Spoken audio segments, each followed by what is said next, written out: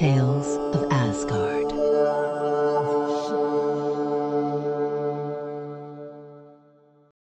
Hail, traveler! Step forward and listen well, for today we journey to places where the veil between worlds is thin, where gods still watch, where the old ways still whisper. You may think of grand temples or towering churches when you hear of sacred spaces. But the Norse had no need for such things. Their places of worship were not built by mortal hands, but by the gods themselves. The whispering forests, the rushing rivers, the towering mountains, these were their temples. What if I told you that these places still exist, that if you listened closely, you might still hear the echoes of ancient voices carried by the wind? Would you step into the sacred places of the Norse? Would you dare to walk where the gods once walked? Stay with me, and we shall uncover where the old gods still dwell. Imagine you are deep within a Nordic forest, the trees towering around you like silent sentinels. The air is crisp, the ground soft beneath your feet. And then you see it, a ring of stones, ancient and unmoving, a Hörg. This was no ordinary place. Here the Norse would stand beneath the open sky, offering mead, bread, and carved idols to the gods.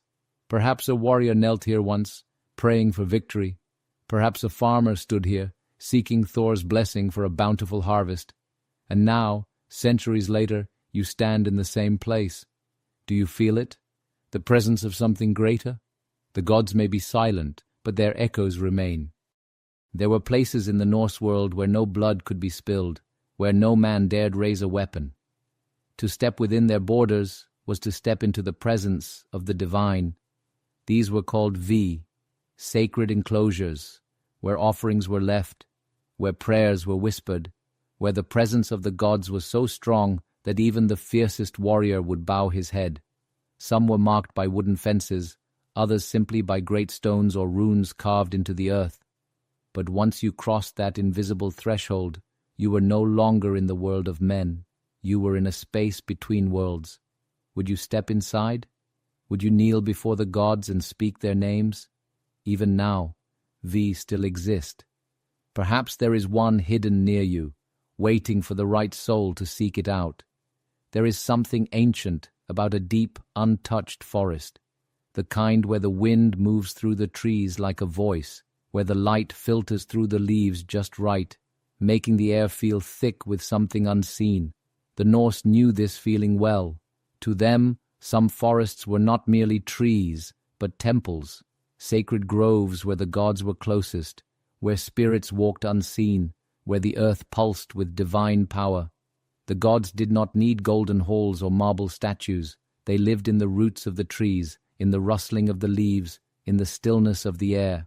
And when the Norse entered these groves, they did so with reverence. Would you? Water has always been more than water. It is passage, it is memory, it is power. And to the Norse, it was sacred.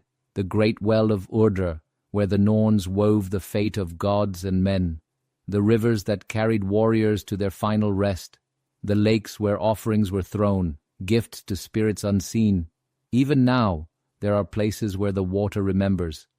Coins and charms still rest at the bottom of ancient wells, left by those who still whisper prayers into the depths.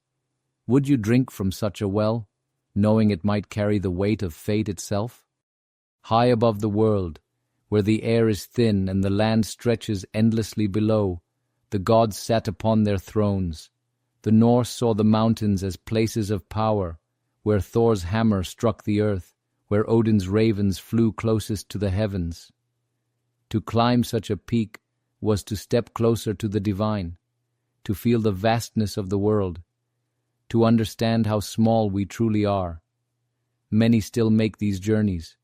They stand at the edge of the cliffs, letting the wind whip through their hair, imagining that the gods are watching. Perhaps they are. You may wonder, where are these places now? Do they still hold power? The answer is yes, they are everywhere.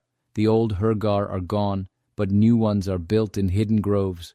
The remain, though their boundaries are invisible.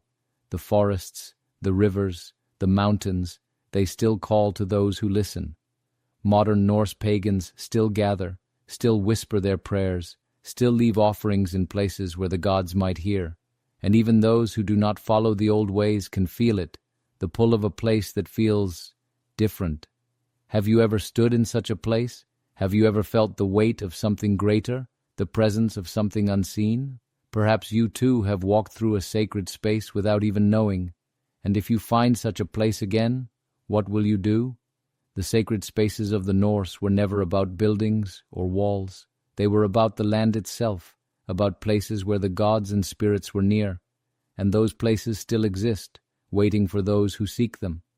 The question is, will you listen when they call? But what happened inside these places? What rituals and ceremonies brought the Norse closer to their gods? That is a tale for another time. Until we meet again, traveler, may your path be guided by wisdom and the echoes of the past.